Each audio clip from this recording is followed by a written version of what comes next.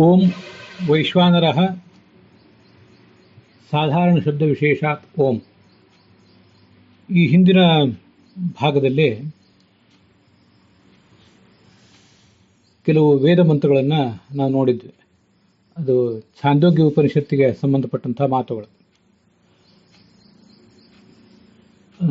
ಅಣುಭಾಷ್ಯದ ವ್ಯಾಖ್ಯಾನವಾದಂಥ ರಾಘವೇಂದ್ರ ಸ್ವಾಮಿ ತತ್ವಮಂಜರಿಯಲ್ಲಿ 88ನೇ ಗದ್ಯ ಭಾಗ ಅದು. ಅಲ್ಲಿ ಇವೆರಡು ವೇದ ಮಂತ್ರಗಳು ಎಲ್ಲಿ ಕಂಡು ಬಂದಿವೆ ಅಂತನ್ನೋದು ನನ್ನ ಗಮನಕ್ಕೆ ಬಂದಿರಲಿಲ್ಲ. ವೈಶ್ವಾನರೇರದ್ಭುತಂ ಹೃದಯಂ ಗಾರ್ಹಪತ್ಯೆ ಇವೆರಡು ಮಂತ್ರಗಳು ನಾನು ಎಲ್ಲೋ ತುಂಬ ಹುಡುಕಾಡಿದ್ದೆ. ಸರ್ವಮೂಲದಲ್ಲಿದೆಯೋ ಎಲ್ಲಿದೆಯೋ ಅಥವಾ ಛಾಂದೋಗ್ಯದಲ್ಲಿದೆಯೋ ಅನ್ನೋದು ನನಗೆ ಗೊತ್ತಾಗಿರಲಿಲ್ಲ. ಅದಾದರೆ ನನಗೆ ಮುಂದೆ ಈ ಬ್ರಹ್ಮಸೂತ್ರ ಭಾಷ್ಯದ 1ನೇ ಅಧ್ಯಾಯದ 2ನೇ ಪಾದದ 26ನೇ ಸೂತ್ರ ನಾವು ಮುಂದೆ ನೋಡಬೇಕಾಗಿದೆ. ಅದನ್ನು ಶಬ್ದಾದಿಭ್ಯೋ ಅಂತಃ ಪ್ರತಿಷ್ಠಾನಾತ್ ನೇತಿ ಚೇನ್ನ ತಥಾ ದೃಷ್ಟ್ಯುಪದೇಶಾತ್ ಅಸಂಭವಾತ್ ಪುರುಷ ವಿಧಮಪಿ ಚೈನಮಧೀಯತೆ ಅಂತ ಸೂತ್ರ. ಆ ಸೂತ್ರದ ಅವಲೋಕನವನ್ನು ಮಾಡಿದಾಗ, ಮುಂದೆ ಬರುವ ಸೂತ್ರವನ್ನು ಅವಲೋಕನ ಮಾಡಿದಾಗ, ಅಲ್ಲಿ ಈಗ ನಾವು ನೋಡ್ತಿರುವಂಥ ವೇದವಾಕ್ಯಗಳ ಸರಿಯಾದಂಥ ರೂಪವನ್ನು ಕೊಟ್ಟಿದ್ದಾರೆ. ಇಲ್ಲಿ ಅದು ಮುದ್ರಣ ತಪ್ಪಾಗಿದೆ, ಮತ್ತದು ಎಲ್ಲಿ ಅಂತ ನಮಗೆ ಸಿಕ್ಕಿರಲಿಲ್ಲ. ಈಗ ನಮಗದು ಸಿಕ್ಕಿರುವುದರಿಂದ ಅದನ್ನು ಹೇಳ್ತಾ ಇದ್ದೇನೆ. ಅವೆರಡು ಮಂತ್ರಗಳ ಸರಿಯಾದ ರೂಪವನ್ನು ಮತ್ತದು ಎಲ್ಲಿ ಸಿಗ್ತದೆ ಅಂತ ಅನ್ನೋದನ್ನು ನೋಡಿಕೊಂಡು ಮುಂದಿನ ಭಾಗವನ್ನು ನಾಳೆ ದಿವಸ ನೋಡೋಣ. ಅಲ್ಲಿ ಮೊದಲನೇದಾಗಿ ಈ ವೈಶ್ವಾನರ ಎಂಬ ಶಬ್ದ ಅದು ಅಗ್ನಿಯಲ್ಲಿ ರೂಢ ಅಂತ ಬಂದಿದೆ. ವೈಶ್ವಾನರ ಶಬ್ದಸ್ಯ ಅಗ್ನೌ ರೂಢತ್ವಾತ್. ಮತ್ತು ವೈಶ್ವಾನರೇರದ್ಭುತಂ ಇತಿ ಹೃದಯಂ ಗಾರ್ಹಪತ್ಯೆ ಇತ್ಯಾದಿನ ಉಕ್ತ ಹೋಮಾಧಾರತ್ವ ಗಾರ್ಹಪತ್ಯಾದ್ಯಂಗತ್ವ ಪಾಚಕತ್ವಾದಿ ಅನೇಕ ಲಿಂಗಾನಾಂ ಭಾವೇನ ಚ ಅಗ್ನ್ಯರ್ಥತ್ವಾತ್. ವೈಶ್ವಾನರ ಎಂಬ ಶಬ್ದವು ಅಗ್ನಿ ಎಂಬ ಅರ್ಥವನ್ನು ಹೇಳ್ತದೆ. ಯಾಕೆಂದರೆ ಅದು ಅಗ್ನಿಯಲ್ಲಿ ರೂಢ ಆದ್ದರಿಂದ ಅಂತ ಒಂದು ಅಭಿಪ್ರಾಯ. ಇನ್ನೊಂದು ವೈಶ್ವಾನರೇರದ್ಭುತಂ ಅಂತ ಇದೊಂದು ವೇದವಾಕ್ಯ, ಹೃದಯಂ ಗಾರ್ಹಪತ್ಯೆ ಅಂತ ಇನ್ನೊಂದು ವಾಕ್ಯ ಅಂತ ಹೀಗೆ ಎರಡು ಬಂದಿತ್ತು. ಅಲ್ಲಿ ಅದು ವೈಶ್ವಾನರೇರದ್ಭುತಂ ಅಂತ ವೇದವಾಕ್ಯ ಅಲ್ಲ, ವೈಶ್ವಾನರೇ ತದ್ಭುತಂ ಅಂತ ಮುಂದೆ ಅದು ಬ್ರಹ್ಮಸೂತ್ರ ಭಾಷ್ಯದಲ್ಲೇ ಉದ್ಧೃತ ಆಗಿದೆ. ವೈಶ್ವಾನರೇ ತದ್ಭುತಂ ಭವತಿ ಅಂತ. ವೈಶ್ವಾನರೇ ತತ್ ಹುತಂ ಭವತಿ ಅದು ಛಾಂದೋಗ್ಯ ಉಪನಿಷತ್ತಿನ 5ನೇ ಅಧ್ಯಾಯದ 24ನೇ ಖಂಡದ 4ನೇ ಮಂತ್ರ. ತಸ್ಮಾದು ಹೈವಂ ವಿತ್ ಯದ್ಯಪಿ ಚಾಂಡಾಲಾಯ ಉಚ್ಛಿಷ್ಟಂ ಪ್ರಯಚ್ಛೇದ್ ಆತ್ಮನಿ ಹೈವಾಸ್ಯ ತತ್ ವೈಶ್ವಾನರೇ ಹುತಂ ಸ್ಯಾತ್ ಇತಿ ಅಂತ. ಈ ವೈಶ್ವಾನರ ಜ್ಞಾನ ಅಂತನ್ನೋದು, ವೈಶ್ವಾನರ ಶಬ್ದವಾಚ್ಯನಾದ ಪರಮಾತ್ಮನ ಜ್ಞಾನ ಅನ್ನೋದು ಸಕಲ ಪಾಪಗಳಿಗೆ ಪರಿಹಾರಕ. ಆದ್ದರಿಂದ ನಾವು ಒಬ್ಬ ನೀಚನಾದಂಥ ವ್ಯಕ್ತಿಗೂ ಕೂಡ ಆಹಾರವನ್ನು ಕೊಟ್ಟರು, ನಮ್ಮದಾದ ಬಳಿಕ ಉಚ್ಛಿಷ್ಟವನ್ನು ನಾವು ಕೊಟ್ಟರೂ ಕೂಡ ಅದು ಪಾಪಲೇಪಕ್ಕೆ ಏನೂ ಕಾರಣ ಆಗೋದಿಲ್ಲ. ಯಾಕೆಂದರೆ ಅವನ ಅಂತರ್ಯಾಮಿ ಆದಂಥ ಭಗವಂತನಿಗೆ, ಚಾಂಡಾಲನಲ್ಲಿಯೂ ಬ್ರಾಹ್ಮಣನಲ್ಲಿಯೂ ಪ್ರತಿಯೊಬ್ಬರಲ್ಲಿಯೂ ಕೂಡ ಅಂತರ್ಯಾಮಿ ಆದಂಥ ಭಗವಂತನೇ ಇದ್ದಾನೆ. ಅಲ್ಲಿ ವೈಶ್ವಾನರ ಶಬ್ದವಾಚನ ಅಂತ ಭಗವಂತನೇ ಇದ್ದಾನೆ. ಅವನಲ್ಲೇ ಅದು ನಾವು ಹೋಮ ಮಾಡಿದಂತಾಗ್ತದೆ, ಅವನಿಗೆ ಆಹುತಿ ಕೊಟ್ಟಂತಾಗ್ತದೆ. ಅದರಿಂದ ಮಹಾಪುಣ್ಯಕ್ಕೆ ಅದು ಕಾರಣ ಅಂತ ಅಭಿಪ್ರಾಯ. ವೈಶ್ವಾನರೇ ತತ್ ಹುತಂ ಸ್ಯಾತ್ ಹೀಗದಿರೋದು. ಇಲ್ಲಿ ವೈಶ್ವಾನರೇ ರದ್ಭುತಂ ಅಂತ ಆಗಿದೆ. ಅದು ಅದ್ಭುತಂ ಅಂತ ಓದಬೇಕು, ಏನಂತ ಓದಬೇಕು ಅಂತ ನನಗೆ ಗೊಂದಲ ಆಗಿತ್ತು. ವೈಶ್ವಾನರೇ ತದ್ ಅಂತ ಆಗಬೇಕು, ರ ಬದಲು ತ ಆಗಬೇಕು. ಈ 88ನೇ ಗದ್ಯ ಭಾಗ ತತ್ವಮಂಜರಿಯಲ್ಲಿ ವೈಶ್ವಾನರೇ ತತ್ ಹುತಂ ಭವತಿ ತದ್ಭುತಂ ಭವತಿ ಅಂತ ಹೀಗೆ. ಭೂ ಅನ್ನುವುದೇನೂ ಇಲ್ಲ, ತದ್ಭುತಂ. ವೈಶ್ವಾನರೇ ಅದ್ಭುತಂ ಅಂತ ಹೀಗೇನೇನು ಏನು ಪದಚ್ಛೇದವರೆಗೂ ಅಂತ ನಾನು ಗೊಂದಲ ಮಾಡ್ಕೊಂಡಿದ್ದೆ. ಅದ್ಯಾವುದೂ ಅಲ್ಲ. ವೈಶ್ವಾನರೇ ತತ್ ಹುತಂ ತದ್ಭುತಂ, ದಕಾರಕ್ಕೆ ಧಕಾರದ ಒತ್ತು, ಹೀಗಾಗಬೇಕದು. ವೈಶ್ವಾನರೇ ತದ್ಭುತಂ ಭವತಿ ಅಂತ. ಹೀಗೆ ನಾವೀಗ ತತ್ವಮಂಜರಿಯಲ್ಲಿ ಏನು ನೋಡಿದ್ವಲ್ಲ, ವೈಶ್ವಾನರೇ ತದ್ಭುತಂ ಭವತಿ ಅಂತ ಇತ್ಯಾದಿನ ಉಕ್ತ ಹೋಮಾಧಾರತ್ವ, ಹೋಮಕ್ಕೆ ಆಧಾರನಾಗಿರುವಿಕೆ ಅನ್ನುವುದು ಆ ಮಾತಿನಲ್ಲಿ ಕಾಣಿಸ್ತದೆ. ವೈಶ್ವಾನರನಲ್ಲಿ ಹೋಮ ಮಾಡುವುದು ಅನ್ನೋ ಮಾತಿನಿಂದ ಹೋಮಕ್ಕೆ ಆಧಾರನಾಗಿರುವಿಕೆ ಅನ್ನುವ ಗುಣ ಆ ವೈಶ್ವಾನರನಿಗೆ ಕಾಣಿಸ್ತದೆ. ಹೀಗಿದು 5ನೇ ಛಾಂದೋಗ್ಯ ಉಪನಿಷತ್ತಿನ 5ನೇ ಖಂಡದ 5ನೇ ಅಧ್ಯಾಯದ 24ನೇ ಖಂಡದ 4ನೇ ವಾಕ್ಯ ಛಾಂದೋಗ್ಯದಲ್ಲಿ. ಅಲ್ಲಿ ಜ್ಞಾನಪೂರ್ವಕ ಕರ್ಮವೇ ಫಲಪ್ರದ ಅನ್ನುವುದನ್ನು ಸೂಚನೆ ಮಾಡುವಂಥ ಭಾಗ ಅದು. ಅದಾದ ಬಳಿಕ ಹೃದಯಂ ಗಾರ್ಹಪತ್ಯೆ ಇತ್ಯಾದಿನ ಉಕ್ತ ಹೋಮಾಧಾರತ್ವ ಅಂತಿದೆ.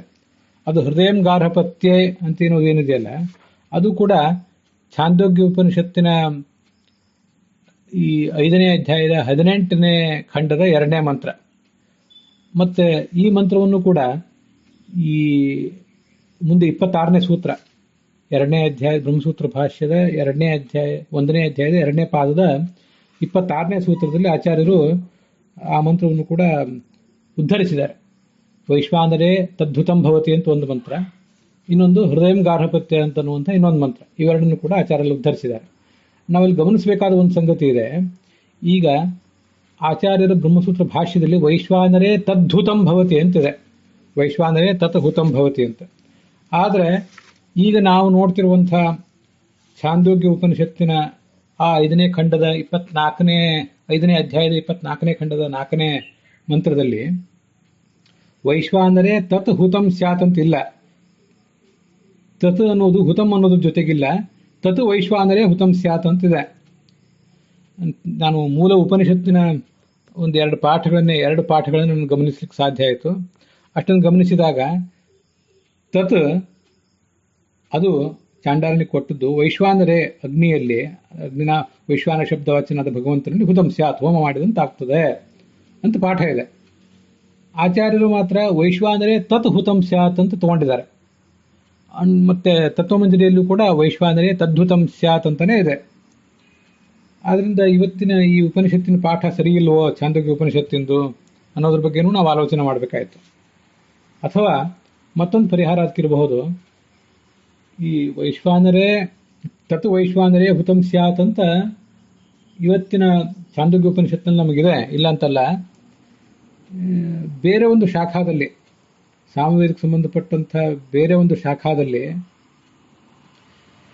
ವೈಶ್ವಾನರೇ ತತ್ ಹುತಂ ಸ್ಯಾತ್ ಅಂತ ಇರಬಹುದೋ ಏನೋ.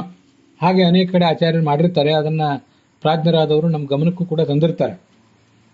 ಹೀಗೆ ಎರಡೂ ಇರೋ ಸಾಧ್ಯತೆ ಇದೆ. ಪಾಠವೇ ತಪ್ಪಿದೆಯೇನೋ, ಆಚಾರ್ಯರಿಗೆ ನಾವೀಗ ಓದ್ತಿರೋ ಛಾಂದೋಗ್ಯ ಉಪನಿಷತ್ತಿನ ಪಾಠ ತತ್ ವೈಶ್ವಾನರೇ ಹುತಂ ಸ್ಯಾತ್ ಅನ್ನುವುದು ಸಮ್ಮತ ಇರಲಿಕ್ಕಿಲ್ಲ. ವೈಶ್ವಾನರೇ ತದ್ ಹುತಂ ಸ್ಯಾತ್ ಅಂತಲೇ ಆಚಾರ್ಯ ಸಮ್ಮತವಾದ ಪಾಠ ಇದ್ದಿರಬಹುದು. ನಾವೇ ಛಾಂದೋಗ್ಯ ಉಪನಿಷತ್ತಿನ ತಪ್ಪಾಗಿ ಓದಿರಬಹುದು. ಅಥವಾ ಛಾಂದೋಗ್ಯ ಉಪನಿಷತ್ತಿನ ಪಾಠ ನಾವು ಓದ್ತಿರೋದು ಸರಿಯಾಗೇ ಇದೆ, ವೈಶ್ವಾನರೇ ತತ್ ಹುತಂ ಭವತಿ ಅಂತ ಆಚಾರ್ಯರು ಹೇಳಿರುವುದೇನಿದೆ ಇದು ಬೇರೆ ಯಾವುದೋ ಶಾಖಾದಲ್ಲಿ ಬಂದಿದ್ದಿರಬಹುದು. ಹೀಗೆ ಇದೊಂದು ವ್ಯತ್ಯಾಸ ಇದೆ. ತತ್ ಅನ್ನುವುದು ವೈಶ್ವಾನರೇ ಅನ್ನೋದಕ್ಕಿಂತ ಮುಂಚೆ ಈಗಿನ ಛಾಂದೋಗ್ಯ ಉಪನಿಷತ್ತಿನಲ್ಲಿ ಇದನ್ನು ನಾವು ಓದ್ತಿರೋದ್ರಲ್ಲಿ ಆಚಾರ್ಯರು ಕೋಟ್ ಮಾಡಿದ್ದು ವೈಶ್ವಾನರೇ ಶಬ್ದ ಆದಮೇಲೆ ತತ್ ಅಂತ ಇದೆ. ಇದ್ರ ಬಗ್ಗೆನೂ ಕೂಡ ಎಲ್ಲ ವಿದ್ವಾಂಸರು ಗಮನ ಹರಿಸಬೇಕು. ಏನಾದರೂ ನಿರ್ಣಯ ಇದ್ದರೆ ಅದನ್ನು ತಿಳಿಸ್ಬೇಕು. ನನಗೂ ಕೂಡ ಅದ್ರ ಬಗ್ಗೆ ಒಂದು ಕುತೂಹಲವೇ ಇದೆ. ನಿಮಗೂ ಕೂಡ ಯಾರಾದರೂ ವಿದ್ವಾಂಸರ ಸಂಪರ್ಕ ಸಿಕ್ಕಾಗ ಅವರು ಇದ್ರ ಬಗ್ಗೆ ಏನಾದರೂ ತೀರ್ಮಾನ ಹೇಳಲಿಕ್ಕೆ ಸಾಧ್ಯ ಆದರೆ ನನಗದನ್ನು ತಿಳಿಸ್ಬೇಕು. ಮುಂದೆ ಹೃದಯಂ ಗಾರ್ಹಪತ್ಯೆ ಇತ್ಯಾದಿನ ಅಂತಿದೆ. ಗಾರ್ಹಪತ್ಯೆ ಅಂತ ಅನ್ನೋದು ಸಪ್ತಮಿ ವಿಭಕ್ತಿ ಅಲ್ಲ, ಅದು ಹೃದಯಂ ಗಾರ್ಹಪತ್ಯ ಅಂತ. ಹೃದಯಂ ಗಾರ್ಹಪತ್ಯ ಅಂತ ಪ್ರಥಮ ವಿಭಕ್ತಿ. ಅದು ಹೃದಯಂ ಗಾರ್ಹಪತ್ಯ ಅನ್ನುವಂಥ ಏನೋ ಮೂಲ ಛಾಂದೋಗ್ಯ ಉಪನಿಷತ್ತಿನ ವಾಕ್ಯ ಇದೆ, ಅದನ್ನು ಸಮಸ್ತ ಪದವನ್ನಾಗಿ ಮಾಡ್ಕೊಂಡಿದ್ದಾರೆ ರಾಘವೇಂದ್ರ ಸ್ವಾಮಿಗಳು. ಹೃದಯಂ ಗಾರ್ಹಪತ್ಯ ಇತಿ ಆದಿ ಎಸೆತತ್ ಹೃದಯಂ ಗಾರ್ಹಪತ್ಯೇತ್ಯಾದಿ ತೇನ ಹೃದಯಂ ಗಾರ್ಹಪತ್ಯೇತ್ಯಾದಿನ ಇತ್ಯಾದಿನ ವಾಕ್ಯೇನ ವಾಕ್ಯಖಂಡೇನ ಅಂತ ಹೀಗೆ ಅರ್ಥ. ಅದಕ್ಕೆ ಸಮಸ್ತ ಪದವನ್ನು ಮಾಡ್ಕೊಂಡಿದ್ದಾರೆ ಅವರು. ಮೂಲದಲ್ಲಿ ಛಾಂದೋಗ್ಯ ಉಪನಿಷತ್ತಿನಲ್ಲಿ ಯಾವ ವಾಕ್ಯ ಬಂದಿದೆ ಗಾರ್ಹಪತ್ಯ ಅಂತ, ಹೃದಯಂ ಗಾರ್ಹಪತ್ಯ ಇತಿ ಆದಿ ಹೃದಯಂ ಗಾರ್ಹಪತ್ಯೇತ್ಯಾದಿ ಅಂತ ಕೋಟ್ ಮಾಡಿದ್ದನ್ನೇ ಸಮಸ್ತ ಪದದಲ್ಲಿ ಬಳಸ್ಕೊಂಡು ಬಿಟ್ಟಿದ್ದಾರೆ. ಅಂಥದನ್ನು ಅನೇಕ ಕಡೆ ಮಾಡ್ತಾ ಇರ್ತಾರೆ. ಅದು ಕೂಡ ಆ ಛಾಂದೋಗ್ಯ ಉಪನಿಷತ್ತಿನ 18ನೇ ಅಧ್ಯಾಯದ 5ನೇ ಅಧ್ಯಾಯದ 18ನೇ ಖಂಡದಲ್ಲಿ 2ನೇ ಮಂತ್ರ. ಹೃದಯ ಕಮಲದಲ್ಲಿ ವೈಶ್ವಾನರ ಅಂತ ಹೇಳುವಂಥ ಪ್ರಸಂಗ. ಅಲ್ಲಿ ಮೂರ್ಧೈವ ಸುತೇಜಾಹ ಅಂತ ಇನ್ನೊಂದು ಮಾತು ಕೂಡ ಬರೋದಿದೆ. ಅದನ್ನು ನಾವು ಮುಂದೆ ನೋಡ್ತೇವೆ.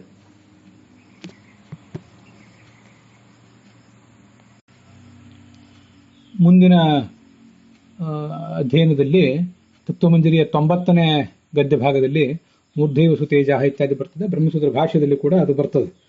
ಹೀಗೆ ಮೂರ್ಧೈವ ಸುತೇಜಾಹ ಅನ್ನೋ ಮಾತನ್ನು ಕೂಡ ಇದೇ ಛಾಂದೋಗ್ಯೋಪನಿಷತ್ತಿನ 5ನೇ ಅಧ್ಯಾಯದ 18ನೇ ಖಂಡದ 2ನೇ ಮಂತ್ರದಲ್ಲೇ ಬರೋದು. ಅದಕ್ಕೇನು ಅರ್ಥ ಇದೆ ಅಂದರೆ, ವೈಶ್ವಾನರ ಶಬ್ದವಾಚ್ಯನಾದ ಭಗವಂತನ ಶಿರಸ್ಸು ಸುತೇಜ, ಕಣ್ಣು ವಿಶ್ವರೂಪ,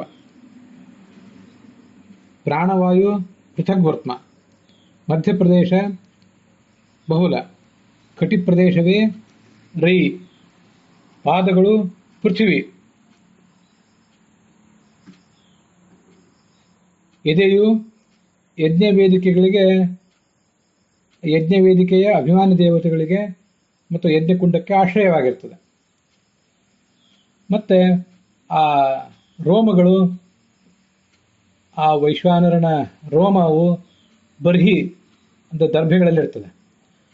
ಆ ವೈಶ್ವಾನರ ಶಬ್ದವಾಚ್ಯನಾದ ಭಗವಂತನ ಹೃದಯ ಗಾರ್ಹಪತ್ಯಾಗ್ನಿಯಲ್ಲಿರ್ತದೆ.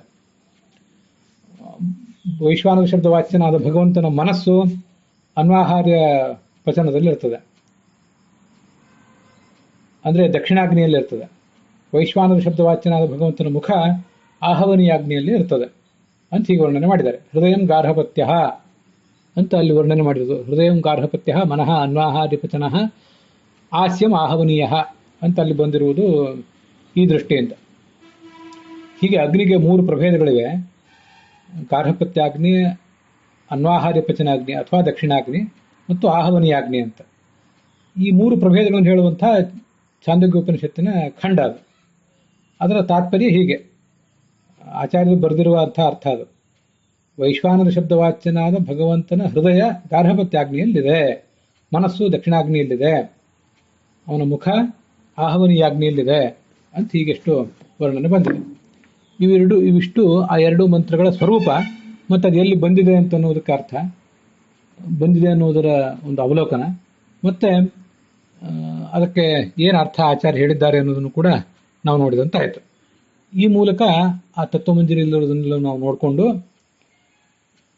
ಪೂರ್ವಪಕ್ಷ ಸಮರ್ಥಿತ ಆದ ಮೇಲೆ ಈ ಪೂರ್ವಪಕ್ಷಕ್ಕೆ ಉತ್ತರ ರೂಪವಾಗಿ ಈ ವೈಶ್ವಾನರ ಅಧಿಕರಣ ಅಂತ ಅನ್ನೋದು ಹೊರಟಿದೆ. ಅದು 9 ಸೂತ್ರಗಳನ್ನು ಒಳಗೊಂಡಂಥ ಒಂದು ಅಧಿಕರಣ. ಅದರಲ್ಲಿ ಏನು ಹೇಳಿದ್ದಾರೆ ಆಚಾರ್ಯರು ಎಲ್ಲ ಪ್ರಶ್ನೆಗಳಿಗೆ ಉತ್ತರ ರೂಪವಾಗಿ ಅನ್ನೋದನ್ನು ಮುಂದಿನ ಭಾಗದಲ್ಲಿ ನೋಡೋಣ.